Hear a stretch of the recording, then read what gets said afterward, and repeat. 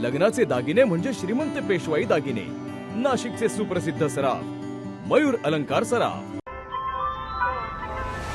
ताज्या बातम्यांसाठी नाशिक न्यूजच्या YouTube चॅनलला सबस्क्राईब करा आणि बेल आयकॉनला प्रेस करा।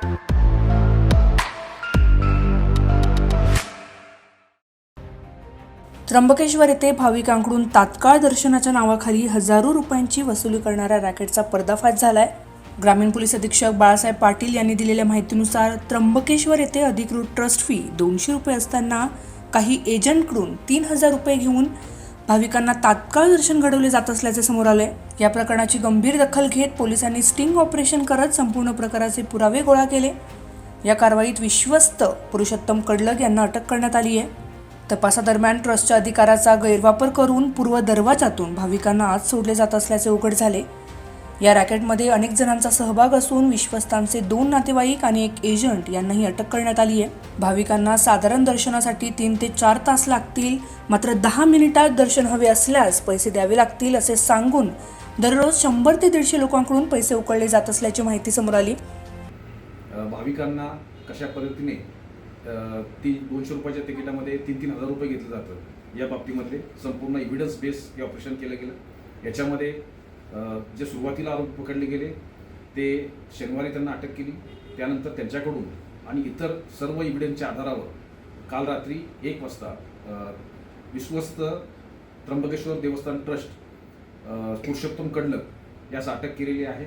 याच्यामध्ये संपूर्ण ही कारवाई एव्हिडन्स बेस आहे। आतापर्यंत 2 लोकांना अटक केलेली आहे, आणखी काही नावं निष्पन्न झालेले आहे आणि त्या नावाच्या आधारावर त्याचं व्हेरिफिकेशन झाल्यानंतर त्यांना लवकरच अटक केली जाईल। संपूर्ण रॅकेटमध्ये वेगवेगळ्या चैन आहेत, वेगवेगळी लोक नियुक्त केलेली आहेत आणि उत्तर दरवाजातून जी एंट्री केली जाते त्या दरवाजातून सोडताना ह्या ट्रस्टचा जो पद आहे त्या पदाचा वापर करून आतमध्ये सोडलं जातं आणि ही एखाद्या दुसऱ्या ग्राहकासाठी किंवा नातेवाईकांसाठी किंवा इतर कुठल्याही प्रोटोकॉलच्या अधिकाऱ्यांसाठी न करता या बाबतीमध्ये हे 200 रुपये ज्यांनी तिकीट घेतलेलं आहे त्या लोकांना अधिकचे पैसे घेऊन सोडण्यासाठी हे काम केलं जातं।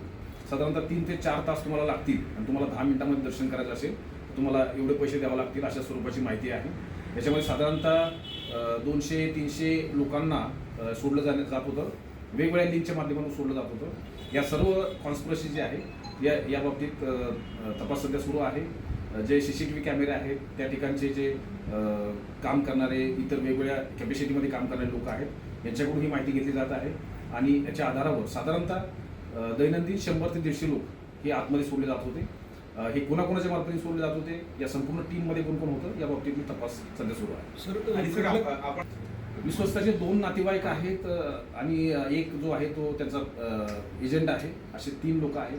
त्याच्या व्यतिरिक्तही काही लोक आहेत ज्याची नाव आता निष्पन्न करण्याचं काम सुरू आहे। बऱ्याच तक्रारी आहेत, परंतु रेकॉर्डवर आम्ही 3 महत्त्वाचे जे भाविक आहेत त्यांच्या तक्रारी घेतलेल्या आहेत। त्याच्या पुढेही आणखी काही स्टेटमेंट होणार आहेत, त्याच्यामध्ये आणखी काही भाविकांच्या तक्रारी आमच्याकडे येणार आहेत। मिळालेल्या पुराव्यांच्या आधारे पुढील कारवाई करण्यात येणार असल्याचे पोलिसांनी यावेळी स्पष्ट केलंय।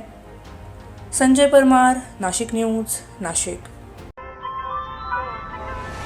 ताज्या बातम्यांसाठी नाशिक न्यूजच्या YouTube चॅनलला सबस्क्राईब करा आणि बेल आयकॉनला प्रेस करा।